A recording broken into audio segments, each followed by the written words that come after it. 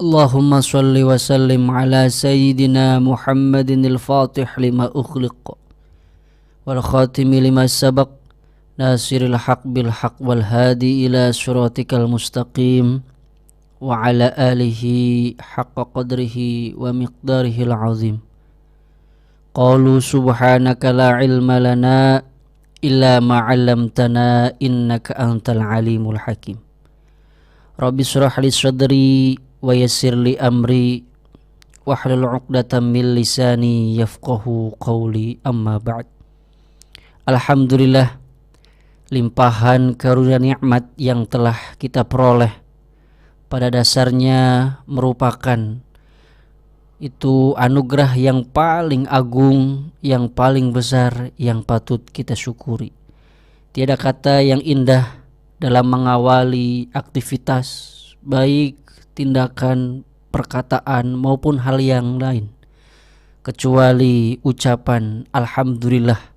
Kita memuji dan memuja kepada Tuhan yang patut dipuji, karena pada dasarnya apabila kita selalu mensyukuri, baik syukur bil lisan dengan mengucapkan alhamdulillah, segala hal yang kita peroleh, baik kesehatan jasmaniyah maupun kenikmatan yang azam ruhaniyah, masih berada dalam naungan bingkai Islam, agama yang selalu dirahmati Allah, agama yang berada di sisi Allah.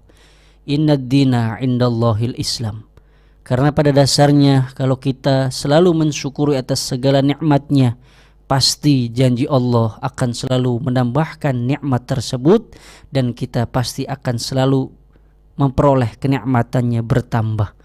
Sebagaimana yang Allah firmankan dalam Al-Qur'anul Karim, A'udzu billahi samii'il 'aliim minasyaitonir rajim. Bismillahirrahmanirrahim.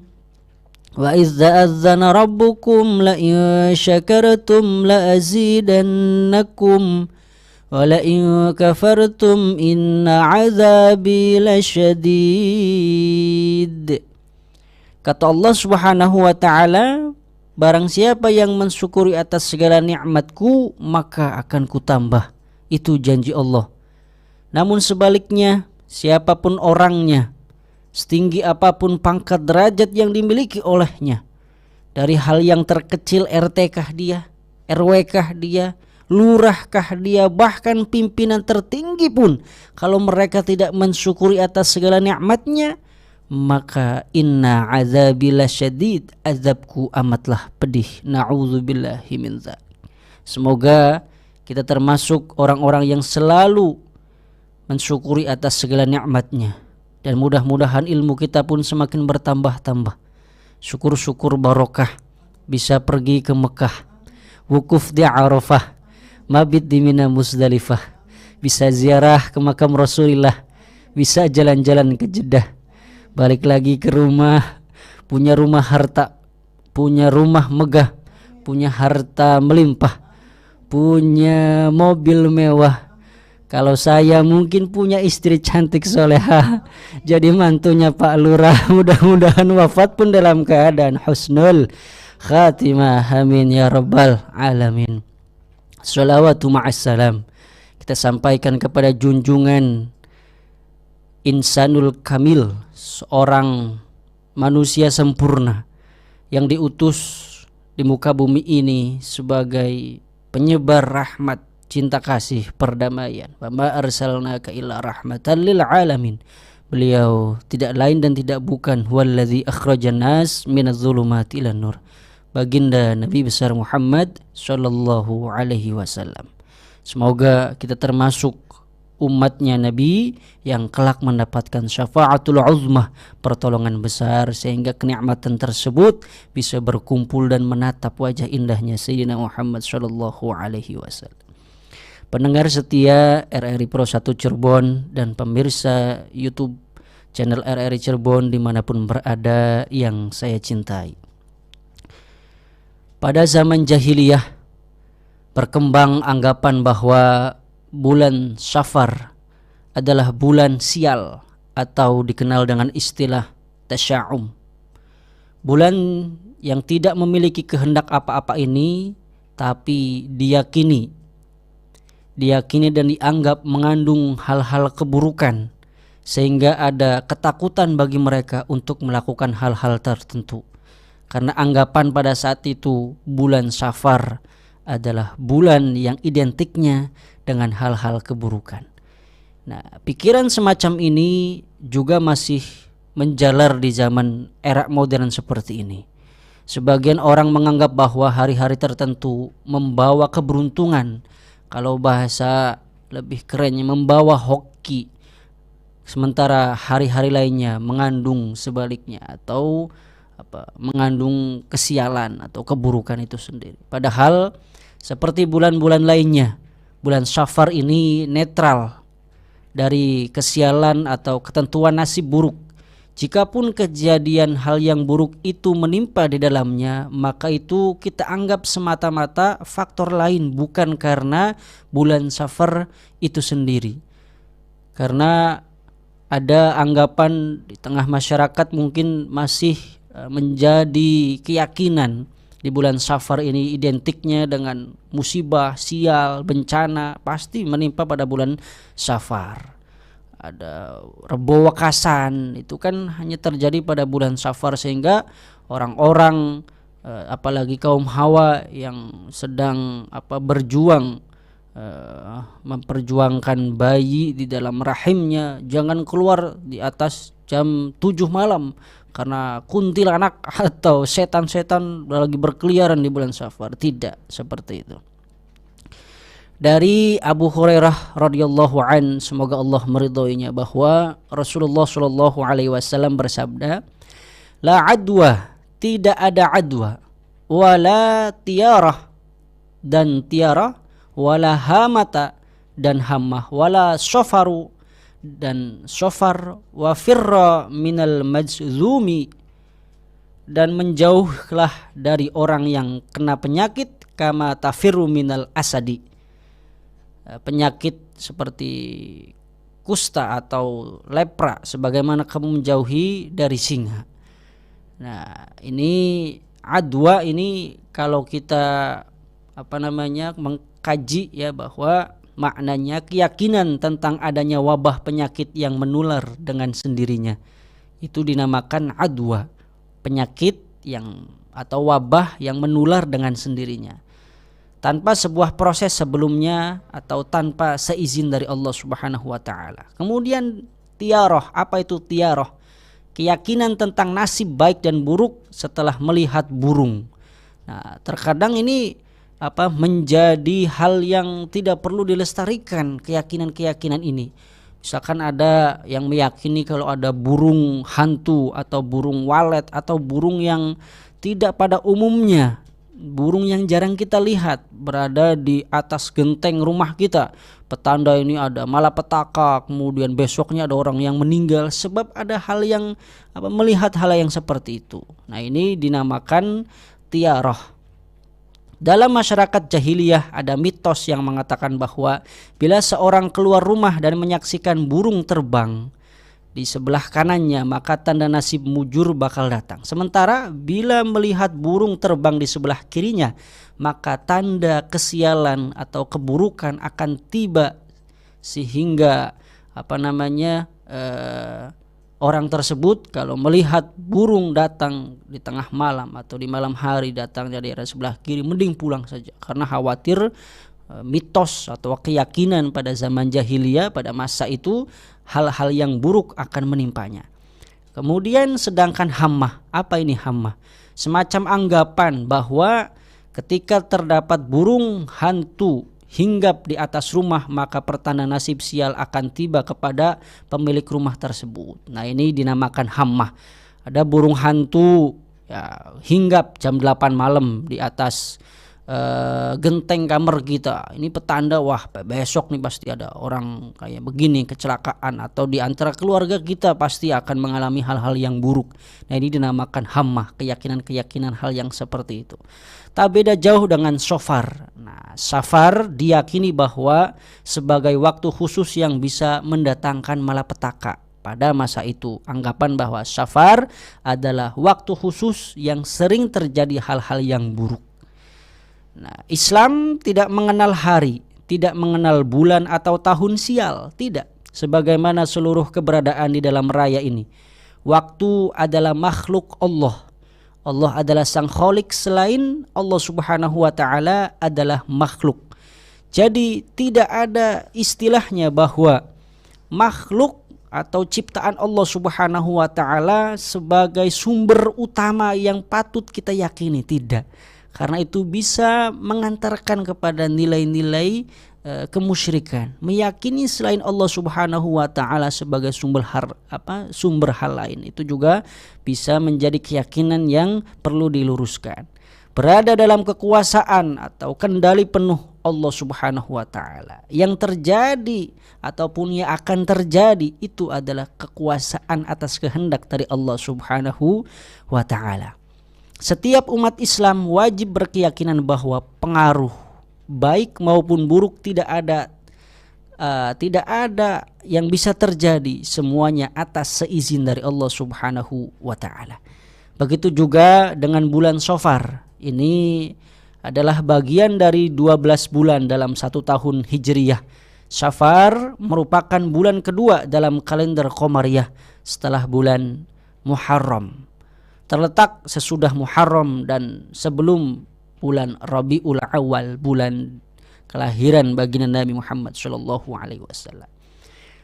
Ibnu Katsir ketika menafsirkan surat At-Taubah ayat 36 yang membicarakan tentang bilangan bulan dalam 1 tahun, menjelaskan bahwa nama Safar atau Shofar terkait dengan aktivitas masyarakat Arab terdahulu. Safar berarti kosong. Makna Safar tersebut kosong. Dinamakan demikian karena di bulan tersebut masyarakat kala itu berbondong-bondong keluar mengosongkan dari daerahnya, baik untuk berperang atau menjadi musafir. Jadi punya historis tersendiri bahwa bulan Safar ini pada zaman itu, pada masa itu, kaum umat Islam yang berada dalam bimbingan atau arahan dari baginda Nabi, digunakan bulan Safar ini untuk keluar dari daerahnya, dari wilayahnya. Untuk apa keluarnya? Bukan untuk jalan-jalan atau tamasya, tapi keluar untuk menjadi seorang mujahid yang siap jihad berperang melawan kafir Quraisy di bawah komando li'a'lali kalimatillah, yaitu menegakkan kalimat Allah la ilaha illallah Muhammadur Rasulullah. Kemudian ini Rasulullah sendiri menampik anggapan negatif masyarakat jahiliyah tentang bulan Safar dengan sejumlah praktik positif.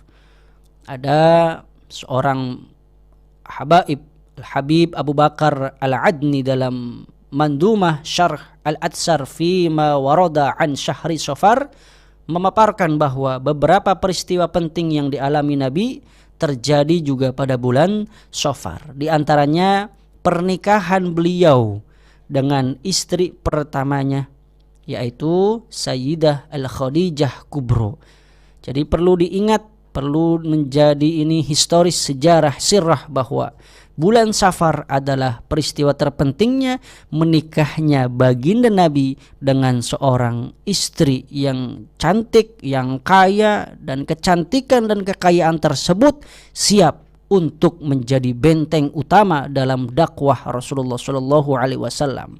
Siapakah orang tersebut? Bernama Sayyidatina Khadijah Al-Kubro.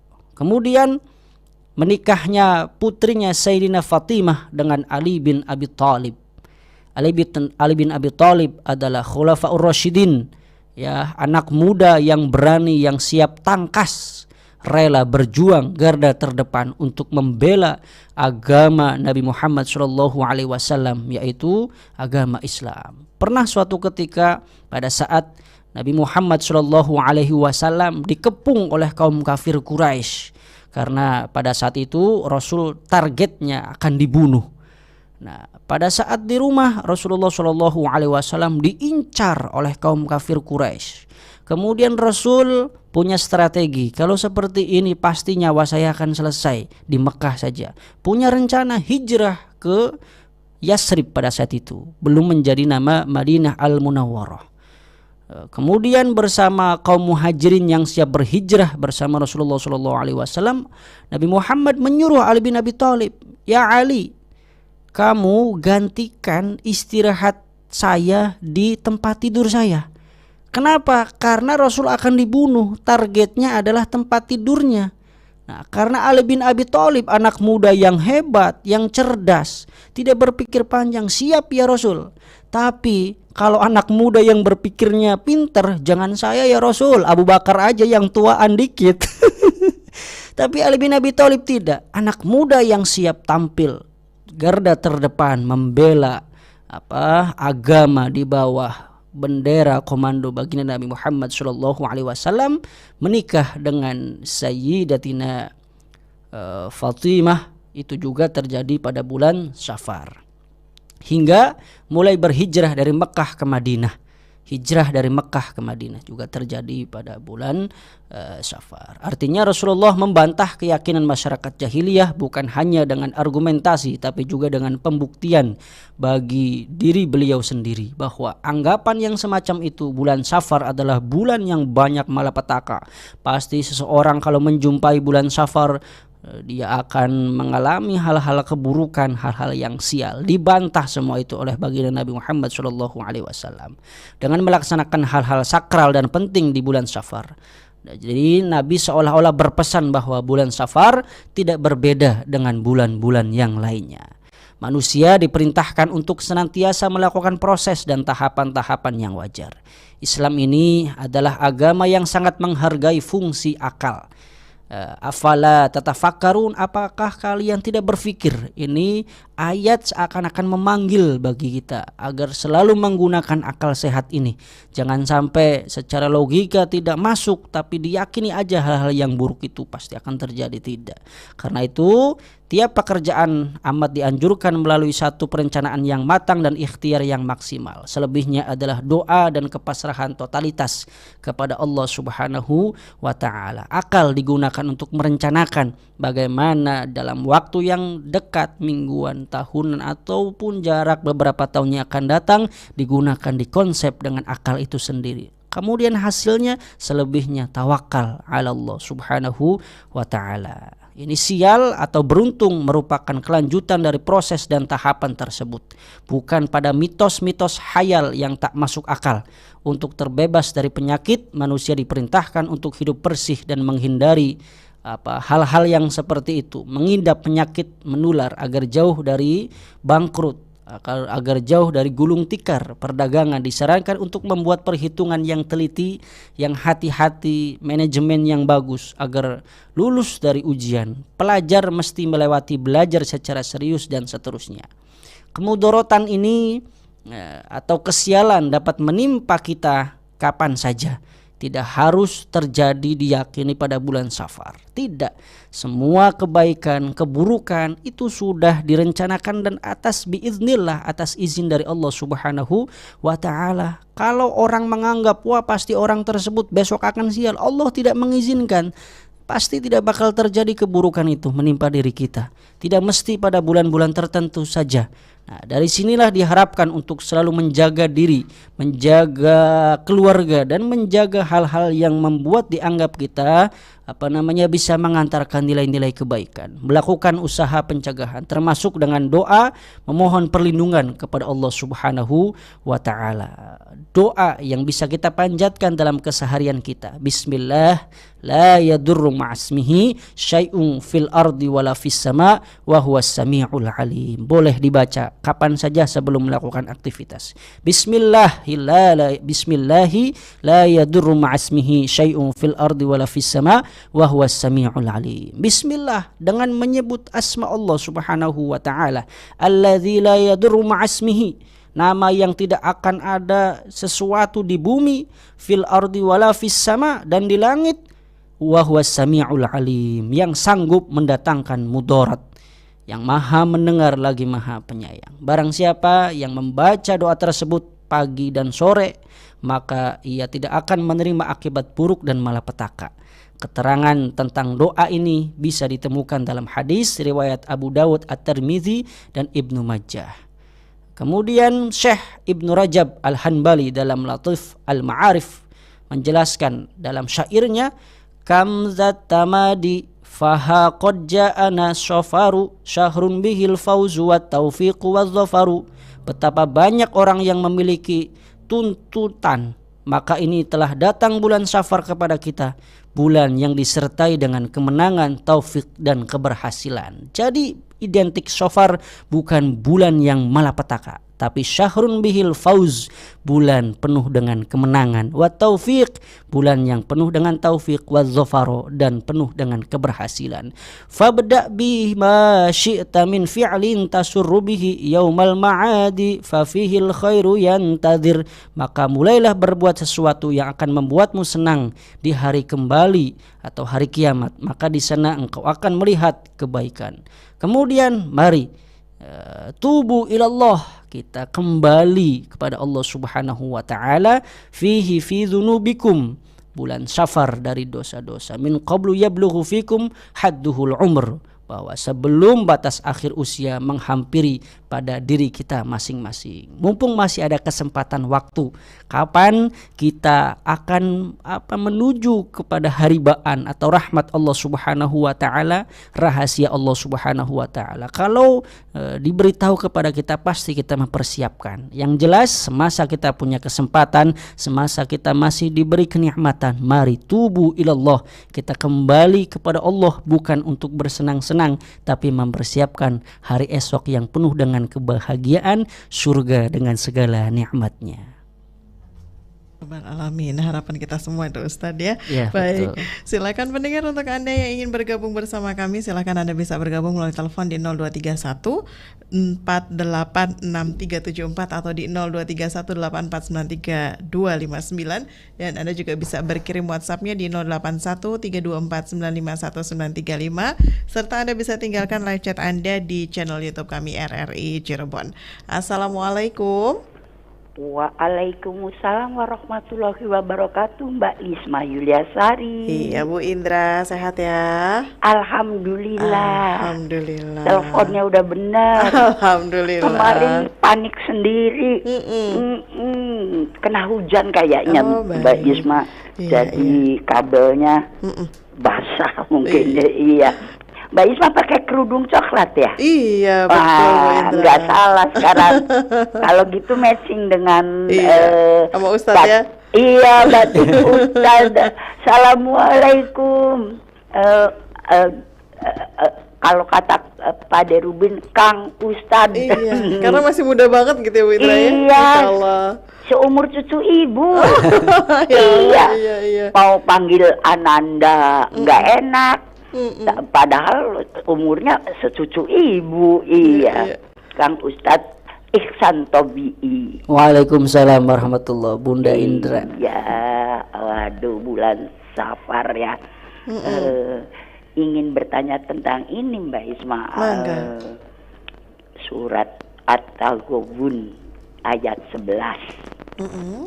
Kurang lebih bunyinya, artinya, tidak ada suatu musibah yang menimpa seseorang kecuali dengan izin Allah, dan barang siapa beriman kepada Allah, niscaya Allah akan memberi petunjuk kepada hatinya, dan Allah Maha mengetahui segala sesuatu.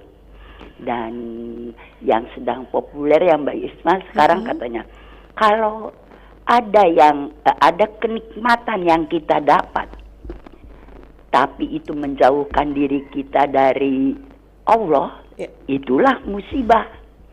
Tapi kalau kita mendapat musibah yang malah mendekatkan diri kita kepada Allah, itulah kenikmatan. Bagaimana penjelasan dari Kang Ihsan Tobi'i? Terima kasih. Terima kasih Mbak Isma. Sama Ibu. Hidup coklat.